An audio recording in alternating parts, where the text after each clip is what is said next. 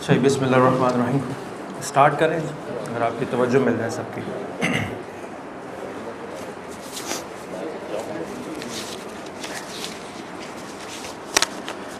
اچھا، کل کے سیشن کے حوالے سے سیشن کے بعد میں کچھ سوال کے لیے ریکویسٹ تھی کہ کچھ سوال ہیں کچھ لوگوں کے ذہن میں. تو میں نے کہا تھا آج کے سیشن میں آج کا سیشن سٹارٹ کرنے سے پہلے کل کے سیشنز کے متعلق جو ایک دو سوالات ہیں جن کے ذہن میں اس کو کمپلیٹ کر لیں گے تاکہ کل کے سوالات ذہن میں رہیں گے تو کل کے موضوع کے حوالے سے تشنگی باقی رہے گی. تو کچھ خواتین کی طرف سے سوال تھے اور غالباً آپ کی طرف سے اگر ہوں تو اس کو ہینڈل کر لیتے ہیں جلدی سے، پھر ہم اپنے موضوع کی طرف آ جائیں گے.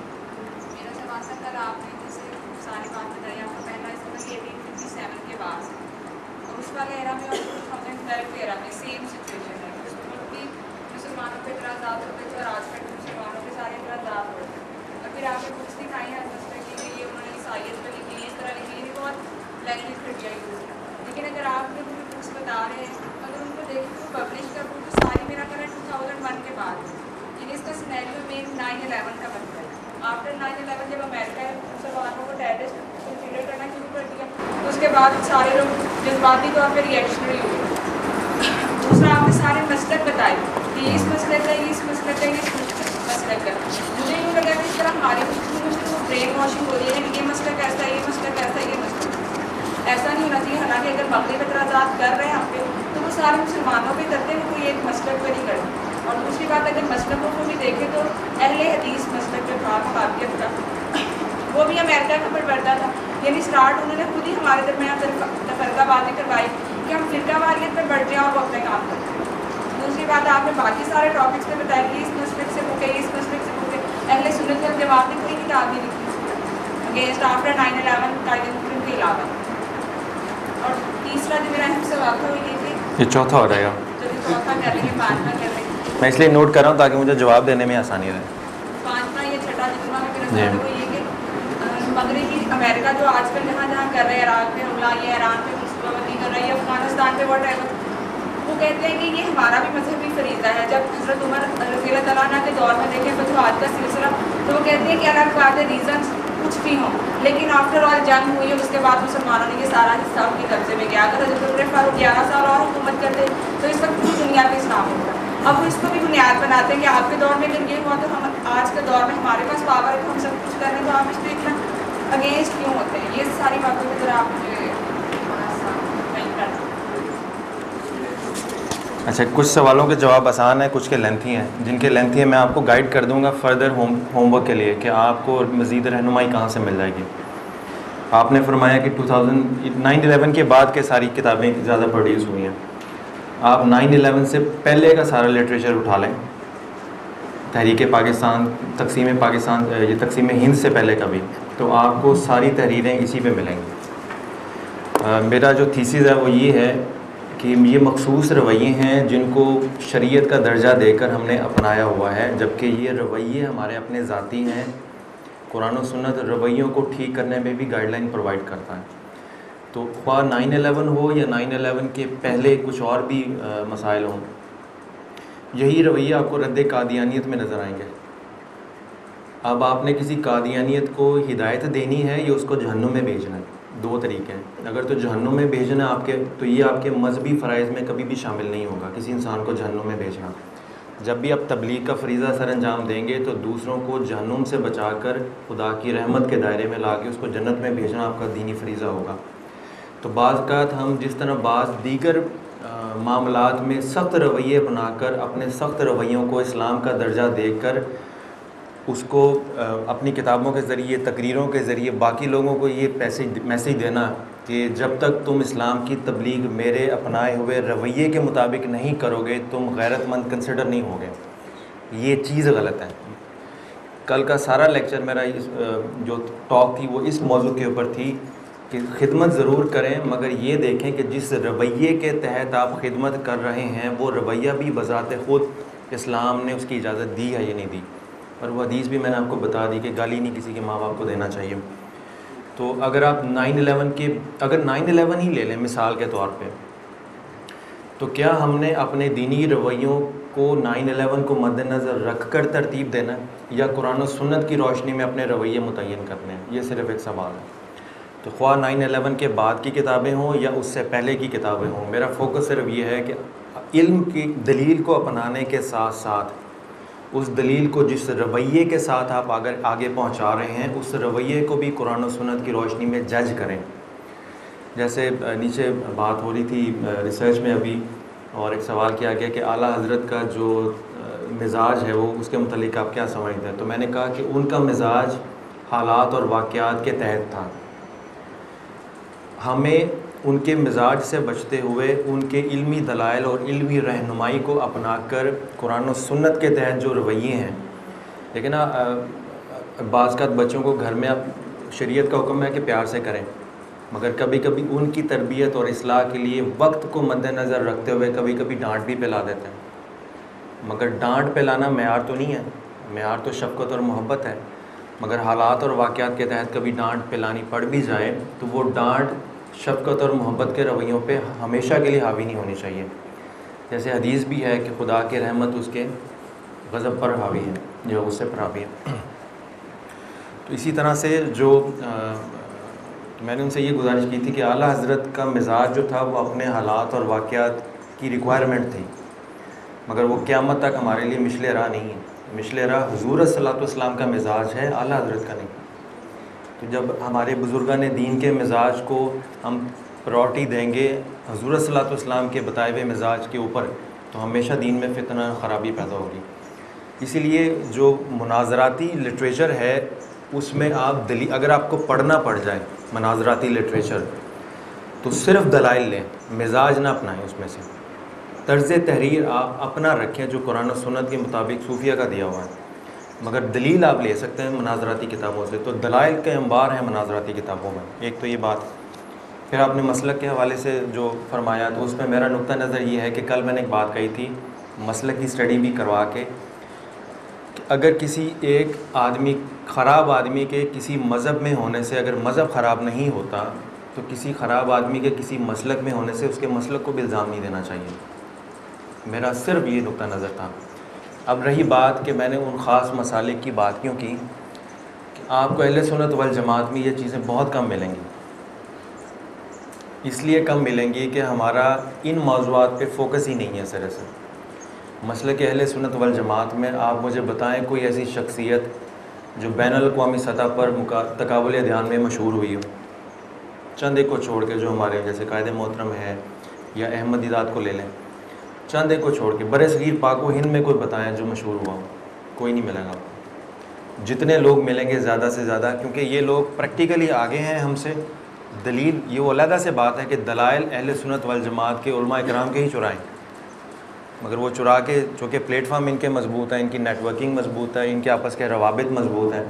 تو میں نے کل ایک مثال دی کہ میں نے جب اپنی کتاب بھیجی مختلف لوگوں کو تو مجھے سب سے زیادہ تعریفی خطوط، ٹیلی فونز، دعوتیں دوسرے مسلک کے لوگوں کی طرف سے آئیں. اپنے مسلک کے لوگوں کو میں نے جب کتاب بھیجی تو خود فون کر کے پوچھنا پڑا کہ آپ کو مل گئی، کوئی خیر خبر نہیں آئی. تو ہمارے ہاں ہمارے مسلک کے اپنے مزاج کے اپنے پرابلمس ہیں. بٹ صرف بتانا یہ مقصد تھا کہ جو مسلک کی اسٹڈی کروا کے کل یہ بتانا مقصد ہرگز نہیں تھا کہ اس مسلک کے لوگ خراب ہیں. جس طرح مسلمانوں میں بعض جعلی پیر ہونے سے ہم اسلام کو بلیم نہیں کر سکتے، اسی طرح کسی مسلک میں اگر کوئی شدت پسند پیدا ہو گئے ہیں اور وہ اس فیلڈ پر لکھ رہے ہیں تو ان بعض شدت پسندوں کی نشاندہی مقصد تھا. اس نشاندہی کے وسیلے سے کسی مسلک کو بدنام کرنا مقصد نہیں تھا. تو یہ چیز ہمیشہ آپ اپنی یاد رکھیں. اب جو عراق اور ایران کے حوالے سے حملہ ہوا تھا اور یہ آپ نے وہ بڑا لمبا موضوع ہے، وہی ہے 9/11 کے بعد اس کا مقصد کیا تھا. میں نے جو کل 70 پیجز کی اپنی ریسرچ کا کہا تھا اس کا میں لبے لباب آپ کو بتا دیتا ہوں کہ یہ سارا 9/11 کا جو معاملہ ہے، عراق پہ چڑھائی کرنا پھر افغانستان میں آنا، اگر آپ اس کے پیچھے چلتے جائیں گے تو ایک نقطے پہ پہنچیں گے کہ یہ سارا بعض مسیحیوں عیسائیوں میں بھی بعض شدت پسند، جیسے یوں کہہ لیں عیسائیوں میں بھی خوارجیوں کا ایک گروہ ہے جس نے امریکی حکومت پہ قبضہ کر لیا. اب آپ وہاں تک نہ رہیں، ہمارے اکثر لوگ وہاں پہ جا کے بیٹھ جاتے ہیں. آپ جب اس کے بھی پیچھے جائیں گے تو آپ کو پتہ چلے گا کہ یہ ساری زائنسٹ لابی ہے جس کا مقصد مسلمانوں کو عیسائیوں کے ساتھ لڑا کے تو یہودیوں کے مفادات کا تحفظ کرنا ہے اور اسٹیٹ آف اسرائیل کو پروٹیکٹ کرنا ہے. اس پہ بے شمار ویڈیوز ہیں. میں جب امریکہ گیا تھا میں ڈھونڈ کے اور ملاقاتیں کر کے میں نے وہ خفیہ ویڈیوز بڑے جیسے ایسے لوگ جو اسرائیل میں رہتے ہیں اور امریکہ میں رہتے ہیں مگر اسرائیل اور یہودیوں کی ان کاموں کو سپورٹ نہیں کرتے, انہوں نے اس موضوع پہ لکھا ہے, ان کی کتابیں لے کے آیا, انہوں نے اس موضوع پہ ویڈیوز بنائی. او جیروشلم کے نام سے ایک فلم بنی ہے, وہ صرف پیرس اور اسرائیل میں ریلیز ہوئی ہے پوری دنیا میں یا برطانیہ میں, پاکستان میں کسی کو خبر ہی نہیں. او جیروشلم 2 یہودی مصنفین نے کتاب لکھی تھی کہ کس طرح سے بیت المقدس ان کے قبضے میں گیا, اور پھر اس پہ فلم بنی ہے. اور اس فلم میں سب سے زیادہ جو شاکنگ بات ہے, وہ فلم میرے پاس بھی ہے, اگر آپ یہاں پہ اس کو دکھانے کا اہتمام کریں تو میں رانا فاروق صاحب کو اس کی ویڈیو بھیج دوں گا, وہ ضرور دیکھیے گا. اس فلم میں سب سے زیادہ شاکنگ بات یہ ہے کہ موجودہ بیت المقدس جو یہودیوں کے ہاتھ میں گیا ہے, اس کے پیچھے سب سے زیادہ کنٹریبیوشن اور سپورٹ یہودیوں کی کنگ آف عبداللہ کی تھی, اردن کے. اس لیے آج کے دن تک ان کے یہودیوں اور اسرائیل کے ساتھ بڑے شاندار تعلقات ہیں. اور جو مصر کی اسرائیل کے ساتھ 6 دن کی جنگ ہوئی تھی, اس میں جیسے مصر کے اس وقت کے جو صدر تھے اس میں انور سادات, اور اردن کے اس وقت کے جو بادشاہ تھے, جو موجودہ بادشاہ کے باپ ہیں حسین, اس نے جب ملاقات کی انور سادات تھے, اور انور سادات نے سمجھا کہ یہ ہماری سائڈ کا ہے, اور ان سے ملاقات کی اور بتایا یہ میرے پلانز ہیں. تو اس فلم اور ڈاکیومنٹس کے مطابق وہ کنگ آف عبداللہ اسی وقت ہیلی کاپٹر پکڑا اور اسرائیل میں لینڈ ہو کے سارا راز فشاں کر دی. اس پہ آ کے مصر کو شکست ہوئی تھی. اور بے نظیر بھٹو کی کتاب ہے, ایک اور کتاب ہے, ایک تو ہے نا مفاہمت, ایک اس سے پہلے بھی ہے, یہ نام میرے ذہن میں نہیں, اس ڈاکٹر ایک مشرف, اس کے علاوہ بھی ہے, اس کے علاوہ بھی ہے ڈاکٹر آف ایسٹ, اور مفاہمت کے علاوہ بھی ریسنٹلی کتاب آئی ہے, ان کے آرٹیکلز ہیں اس میں, بیسکلی سیاست کے حوالے سے ہے کوئی, اس کو پڑھیے گا. میں آپ کو حوالے بھی دیتا جا رہا ہوں ساتھ ساتھ. اس میں محترمہ بے نظیر بھٹو نے کہا ہے کہ مڈل ایسٹ کا مسئلہ اس لیے خراب ہوتا ہے کہ اکثر امیر عیاش عربی حکمرانوں کی بیویاں یہودی النسل ہیں, یاسر عرفات سمیت. ٹھیک ہے نا, یہ بڑا اپنا ہی موضوع پہ دلچسپ موضوع ہے, اس پہ ٹچ نہیں کرتے ہیں, بڑا لمبی ڈسکشن ہو جائے گی. بٹ میں نے آپ کو چند ایک چیزیں دے دی فردر ہوم ورک کے لیے, اور اگر آپ وہ ویڈیو دیکھنا چاہیں گے تو میں بھجوا دوں گا. آئی ووڈ سجیسٹ کہ آپ اس کو اجتماعی طور پہ دیکھ لیں یا خواتین علیحدہ دیں. آپ کو اس میں ہسٹری پتہ چلے گی کہ کس طرح سے بیت المقدس اور یہ سارے معاملات.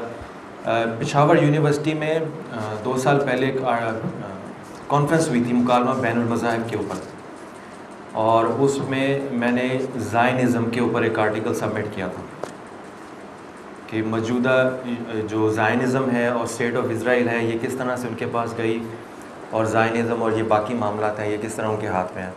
وہ آرٹیکل چھپا نہیں ہے, لکھا ہے میں نے, ان کو بھی میں نے سبمٹ کر دیا تھا, مگر پھر ان کی اپنی پرابلمز ہوتی ہیں کہ وہ منہاج القرآن سے ہیں اور ہم سارے جماعتی ہیں, تو یہ مسئلہ مسائل آ جاتے ہیں بیچ میں.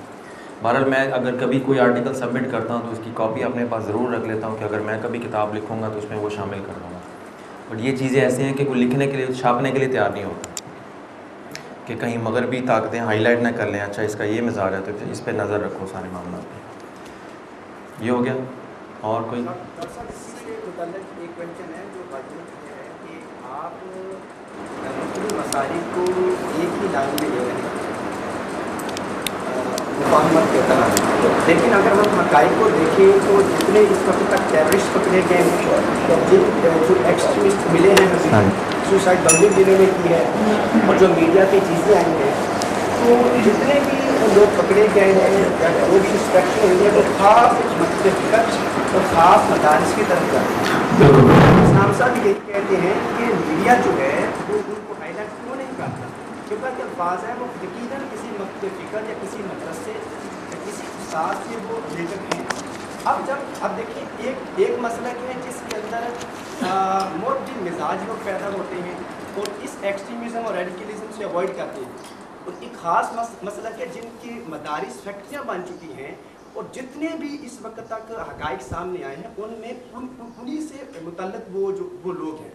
تو میرا خیال ہے سب کو ایک ہی لائن میں رکھنے کی بجائے یہ چیز واضح کرنی چاہیے کہ تاکہ لوگوں کو پتہ چلے کہ یہ خاص جو مسالک ہیں ان کی جبلت میں اور ان کی سرشت میں اور ان کی بیسک ڈاکٹرین میں کچھ ایسی چیزیں ہیں جو خاص قسم کا برین پیدا کرتی ہیں. ایگزیکٹلی میرا پوائنٹ بھی یہی ہے کہ آپ جن وجوہات کی بنیاد پر ان کے مسالک میں ایسے لوگ پیدا ہو رہے ہیں آپ ان وجوہات کو ہائی لائٹ کریں. جب آپ لوگوں پہ فوکس کریں گے تو لاجک وہی ہوگی کہ اگر یہ برا آدمی ہے تو آپ کے مسلک میں بھی تو 10 برے ہیں نا. کہ اہل سنت والجماعت میں دہشت گرد نہیں ہے, تناسب کم ہو سکتا ہے. کہ اہل سنت والجماعت میں جاہل آدمی نہیں ہے, تناسب کم ہو سکتا ہے. میں یہ کہہ رہا ہوں جب وہ کل والی منطق لوگوں کو فوکس کر کے کسی مسئلے کو مرود الزام ٹھہرائیں گے تو آپ پریشانی میں مبتلا ہوں گے, کیونکہ پھر آپ کے اوپر یہی لاجک دوبارہ اپلائی ہوئی تو آپ بھی غلط ثابت ہو جائیں گے. کل والی بات ہے کہ جب آپ نے کسی مسئلے کے حوالے سے گفتگو کرنی ہے, میں نے رویوں پہ کل بات کی ہے کہ رویے دیکھیں اور لاجک ٹھیک کر لیں. وہ آپ کی بات درست ہے کہ خاص مسلک سے زیادہ لوگ پیدا ہو رہے ہیں, مگر وہ جو کیوں پیدا ہو رہے ہیں اس کیوں پہ تو جائیں. ہم لوگوں کے اعمال کو یا اس مسلک میں اگر کچھ خاص لوگ پیدا ہو رہے ہیں اس کی وجوہات ہیں. میں دلچسپ ہے یہ دارالعلوم کراچی کا مجلہ نکلتا ہے کراچی سے, اور اب وجوہات پہ اگر آپ نے جانا ہے تو مفتی اعظم ہیں ان کے رفیع عثمانی صاحب, ٹھیک ہے, اب چونکہ ریکارڈنگ بھی ہو رہی تو احتیاط.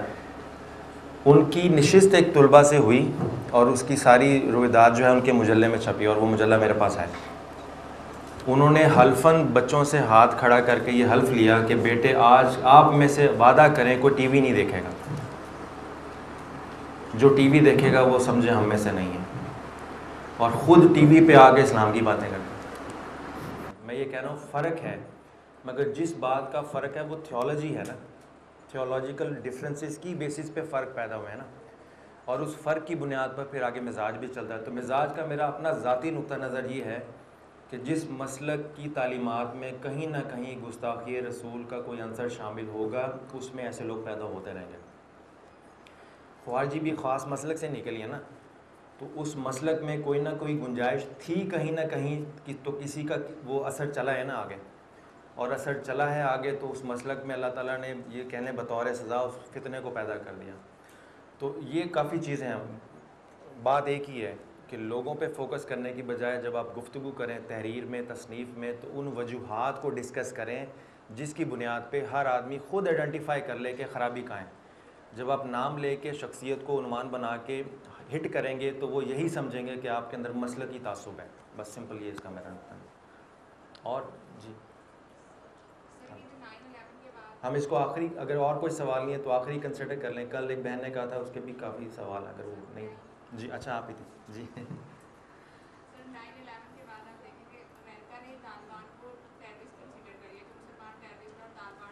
جی 9/11 سے پہلے جب یہی لوگ طالبان روس کے خلاف کر رہے تھے تب تو یہ طالبان میں کنسیڈر نہیں ہو رہے تھے کہ یہ ٹیررسٹ ہیں.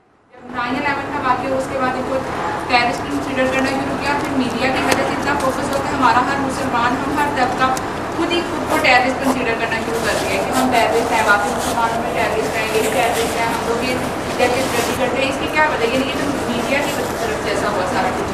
انہوں نے مغربی میڈیا نے مسلمانوں کو ٹیررسٹ کنسیڈر کرنا شروع کر دیا. بیفور 9/11 وہ سب جہاد تھا, پھر سب کچھ ٹھیک تھا. یعنی امریکہ اور رشیا کے میں سمجھ گیا. اب یہ سوال اس لیے جنم لیتے ہیں کہ جو کتابیں ہمارے نصاب کا حصہ ہونی چاہیے تھی وہ ہوتی نہیں ہیں. آپ کے نصاب میں انگریزی کی کتنی کتابیں ہیں جو کرنٹ افیئرس پہ ہیں؟ نہیں ہے نا. تو بس یہی ہے نا, پھر آپ رہنمائی کے لیے ادھر ادھر سے ہی لوگوں سے ہی پوچھیں گے. جتنا مجھے پتا ہوگا میں آپ کو بتا دوں گا. کل میں ایک کتاب لایا تھا مگر وہ موقع نہیں ملا, جارج ٹیننٹ کی, جو بش کے دور میں CIA کا سربراہ تھا, اور اس نے اپنی آپ بیتی لکھی پوری. بش ایٹ وار آپ کے نصاب میں شامل ہے. 8 سال بش نے حکومت کی ہے اور 3 کتابیں آئی ہیں. اور وہ صحافی جو تھا بش سے ڈائریکٹلی بات کر کے, بش کے لائیو انٹرویوز کبھی کسی نے سنے؟ دیکھنا جن وجوہات کی بنیاد پر ہمیں مار پڑ رہی ہے وہ ہمارے نصاب میں ہی داخل نہیں ہے. اور آپ کو حیرانی ہوگی کہ بش کے 8 سالہ دور حکومت میں اور آج بھی میری معلومات کی حد تک 9/11 کی وجوہات کے اوپر بش کے حوالے سے یا موجودہ امریکی حکومت کے حوالے سے پاکستان کی کسی یونیورسٹی میں کوئی تھیسز لکھنے کی اجازت نہیں ہے, نہ لکھا گیا. آپ کے یہاں لکھا گیا؟ تو آپ جو انقلاب کی حامی جماعت ہے اس میں یہ حالت ہے, باقیوں کا کیا ہے؟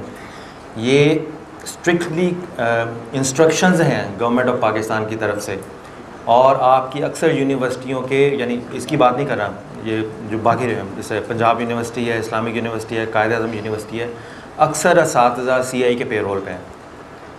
ان کے جو ہیڈز ہیں پریزیڈنٹ یہ سی آئی، یہ امریکن ایمبیسی کی اپروول سے اپوائنٹ ہوتے ہیں. آپ کے جو چیئرمین ہیں ایچ ای سی کے، کن کی اپروول سے وہاں بیٹھے ہوئے ہیں. قائد اعظم یونیورسٹی کو پاکستان کی بیسٹ یونیورسٹی ڈکلیئر کیوں کیا گیا؟ یہ فرزانہ باری ہیں جو آج کل ٹی وی پہ بہت آ رہی ہیں، ان کی اپوائنٹمنٹ کہاں سے ہوئی ہے؟ یہ اتنے سوال ہیں کہ آپ کو پتہ چل جائے گا آپ کا نظام تعلیم کن کے حکم پہ چل رہا ہے سارا کچھ. تو مراد یہ تھی کہ آپ یہ ساری کتابیں پڑھیں. جارج ٹینر نے اپنی آپ بیتی لکھی ہے. بش ایٹ وار کی آپ ساری وہ پڑھیں کتابیں. جرمنی کا جو چانسلر تھے، ابھی جو خاتون ہیں نا، اس سے پہلے تھے جو شرک، انہوں نے جرمنی میں اپنی آپ بیتی لکھی ہے. اس کا انگریزی ترجمہ بھی اویلیبل ہے. میڈلین آل برائٹ کی آپ بیتی کسی نے پڑھی؟ میڈلین آل برائٹ کی، جو امریکی وزیر خارجہ رہی ہیں. اگینسٹ آل اوڈز رچرڈ کلارک کی کتاب ہے، جو جارج بش سینئر اور پھر بل کلنٹن اور پھر جارج بش جونیئر کے دور حکومت میں ٹیررسٹ ڈپارٹمنٹ کو ہینڈل کرنے کا ہیڈ تھا.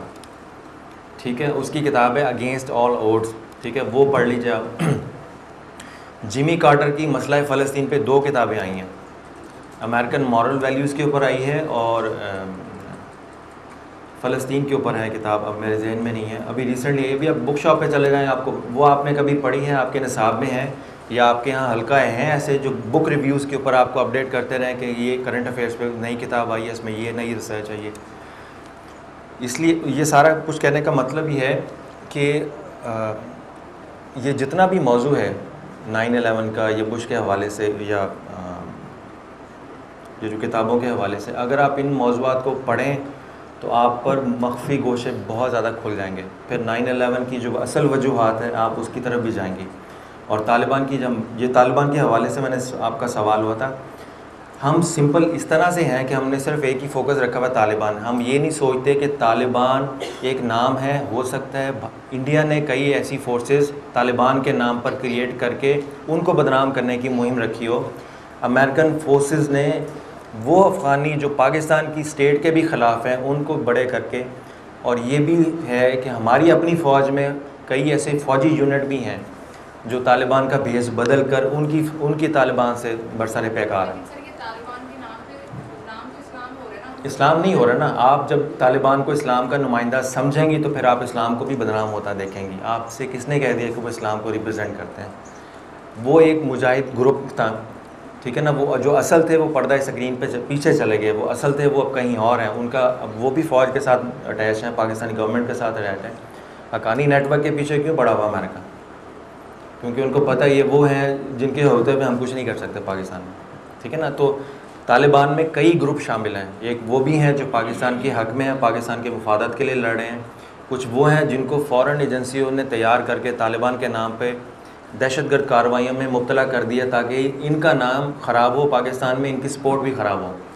یہ جو مزارات پہ حملے کرتے ہیں، آپ کے اخبارات میں تو طالبان ہی ہے نا، تو آپ کو تو نہیں پتہ کہ واقعی وہ طالبان ہیں یا نہیں ہیں.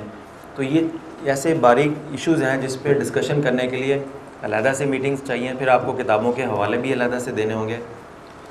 دی ہاؤس آف سعود کتاب چھپی ہے سعودی عرب اور امریکہ کی پارٹنرشپ کے اوپر، کہ ان دونوں کی پارٹنرشپ کے متفقہ فوائد سے اسٹیٹ آف اسرائیل کیسے وجود میں آئی. ٹھیک ہے.